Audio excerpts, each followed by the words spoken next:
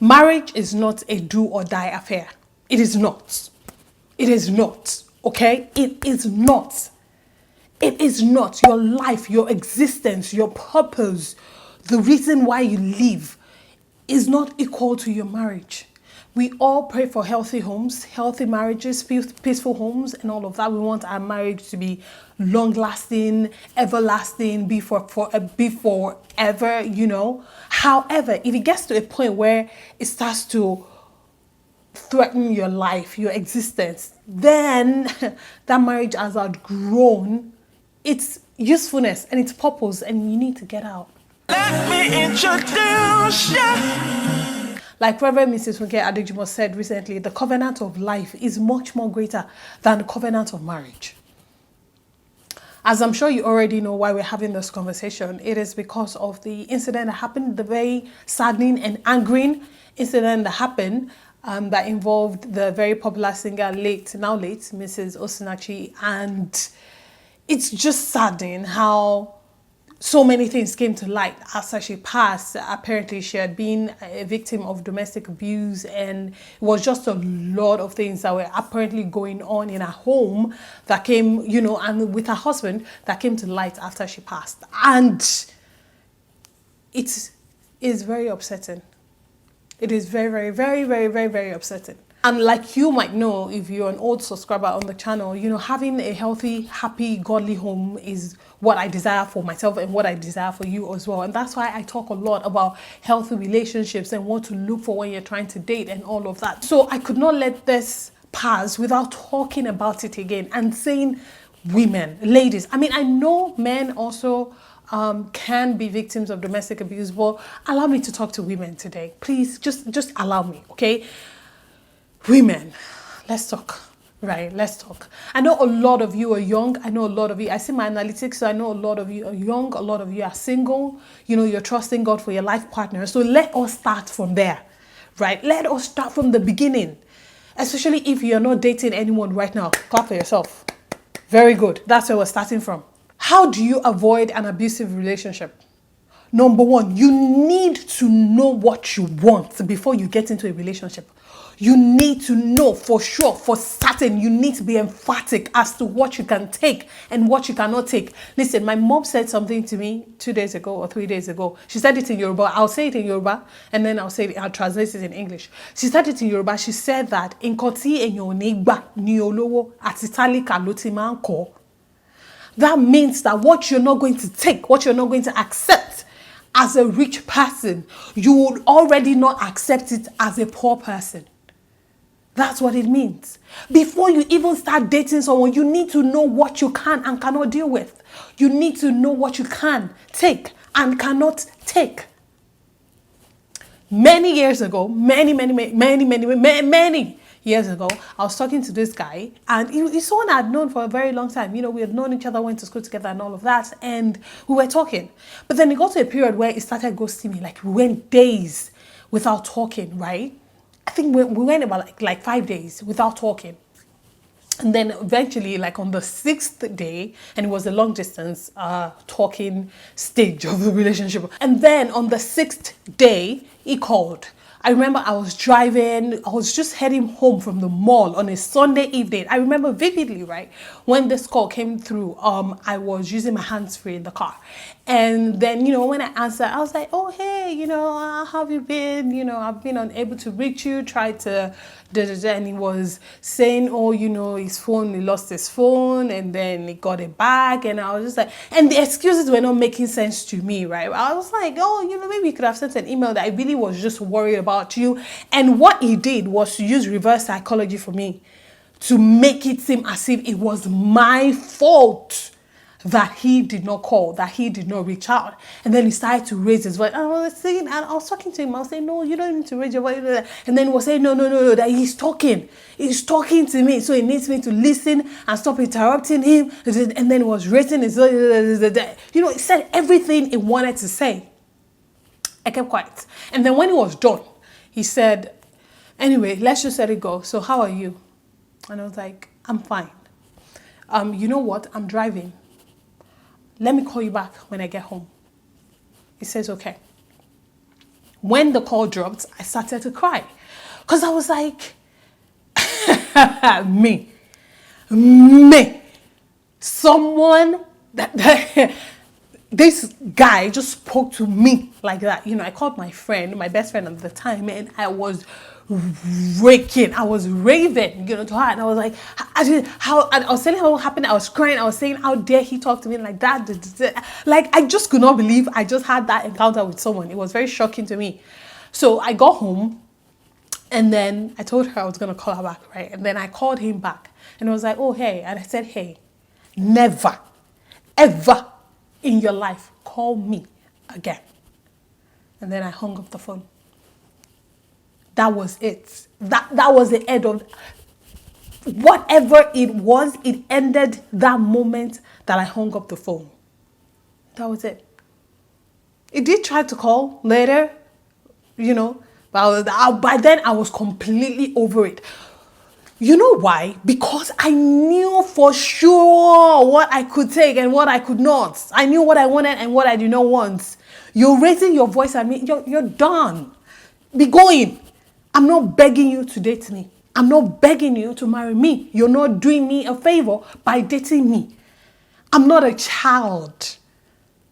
You're not my father. You're not my mother. Okay? You're a potential love interest. You're a potential life partner. I don't want my life partner raising his voice at me. No. Because I won't raise my voice at him. Do you get what I'm saying? What you're not going to take, you should know it and know that there is no mountain that will move you to accept this thing. You have to know it before you get into that relationship. Eventually, when you're in that relationship, you also need to, you can be carried away with love and loloxing and all the good stuff. But don't be so carried away that you ignore all the red signs, that you ignore all the signs of an abuser. Don't be so carried away that you don't listen to the people around you. I'm not saying they're going to be right 100% of the time. However, most times in a relationship, the people around you are the ones that can tell you whether you're glowing or you're not. Whether this person is good for you or is not. Because they are not emotionally involved. You will certainly be blinded to a lot of things. However, if you are someone that has good people around you, they'll be able to tell you that, I'm seeing something. Do you get what I'm saying? So you need to pay attention to the signs. Don't get carried away. Don't lose your head in a relationship. Look at the signs. There are so many signs of an abuser. They can only hide it for so long. Someone is repeatedly raising his voice at you. Not a one-off, not an occasion where the person just, maybe gets carried away with something else and then tries to take it out on you. Like not an isolated situation, but this person has a habit of raising his voice at you. This person has a habit of threatening you with the relationship. This person has a habit of talking you down. This person has a habit of demoralizing you, of clipping your wings, of telling you what you can or cannot do, of what you cannot wear, where you can and cannot go, who you can and cannot see. This person has a habit of separating you from your family members and your friends, isolating you from your own people, trying to make sure that the only person you can depend on is him. This person has a habit of, messing with your head, mental abuse, playing games with you. You could go 5 days, no calls, no text. On the 6th day comes as if, he's on a high horse. And then he expects you to be lying on the floor and kneeling and, be at his beck and call. He does whatever he wants, whenever he wants it. This person has no regard for your emotional well-being, for your mental well-being, for your health, for your career, for your purpose, for your destiny. This person has so much focus on himself and what you being with you does for him. It's all about him.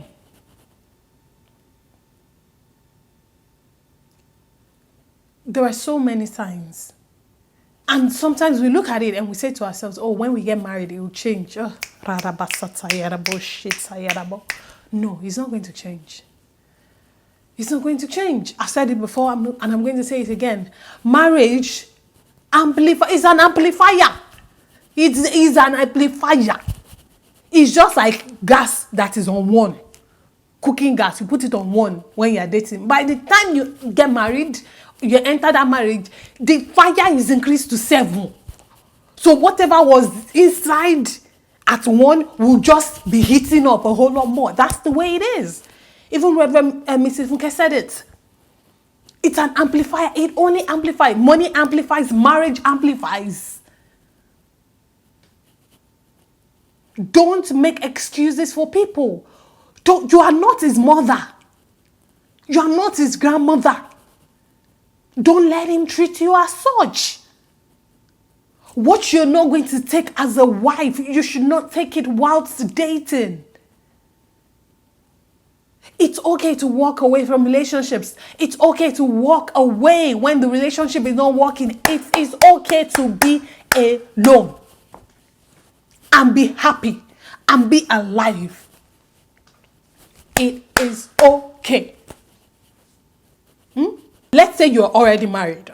You're already in that marriage, right? Maybe the guy was so perfect when you were dating, and for whatever reason, never hit you, never messed around, never did anything to give you that impression that it was this type of person. But then for whatever reason, you people got married, and then things start to happen.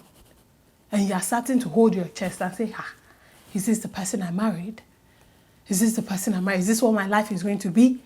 You're starting to listen. The day it hits you, once, that's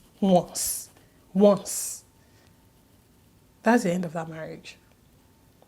As far as I'm concerned. That's the end of that marriage. You don't understand. When someone is provoked, is angered to the extent of raising their hands, raising things to hit someone they purportedly love, they're going to do it again. Because it's an outlet for them. So it's a demonic behavior. Very, very demonic behavior. Unacceptable. That person is possessed. That person has mental issues, mental problem. And you're not the one that's going to help them solve it. But if you continue to stay and make excuses for this person, they might go 1 year and not do it. But then a day will come, they're going to do it again. And God forbid it ends badly. Let me tell you, I was talking to my husband yesterday. We're having this conversation. And I said to him, you know what is crazy? The crazy thing is that the world does not stop. It doesn't. It doesn't. If you think the world revolves around you, around that relationship, you're kidding yourself.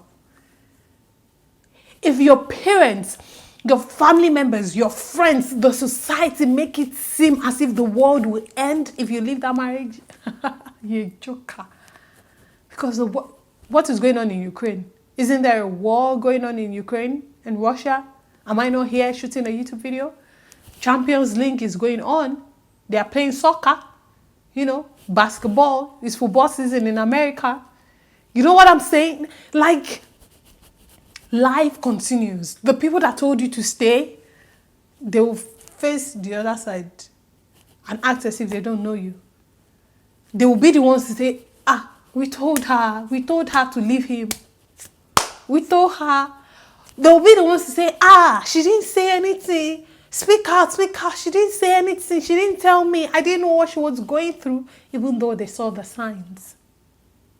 So no matter how many years you've been married, no matter what it is, if you feel unsafe, if you feel like your life is being threatened, then you need to find someone to talk to. Keep talking until you find someone that will hear you. I know there are shelters, there are phone numbers that you can call. Reach out to people, find help, get out. Even if you're going to work on that marriage, go and walk from your mother's house or from your father's house or from your sister's house or from your friend's house. Let him too. be working on it. Carry your children with you if you have kids.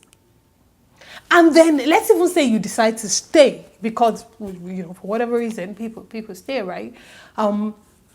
We talked about this on an Instagram live that we did on my live page yesterday. Reasons why people stay in abusive relationships. It could be kids. It could be, you know, lack of financial security. They don't have the money to get out, to leave. Just so many things. It could be fear of the person they're with. So find a way to conquer whatever it is holding you back. Because even if you stay, okay, let's say you stay for your kids. Your kids are going to watch your husband hate you. They're going to grow up experiencing that toxic relationship and imbibing it and digesting it. And unless they're able to, through divine intervention, break through from it when they're older, they are going to go into life, the girls, expecting to be treated like that. The boys are going to go through life treating women like that. It's a cycle because it's what they know. Unless God intervenes and breaks that chain.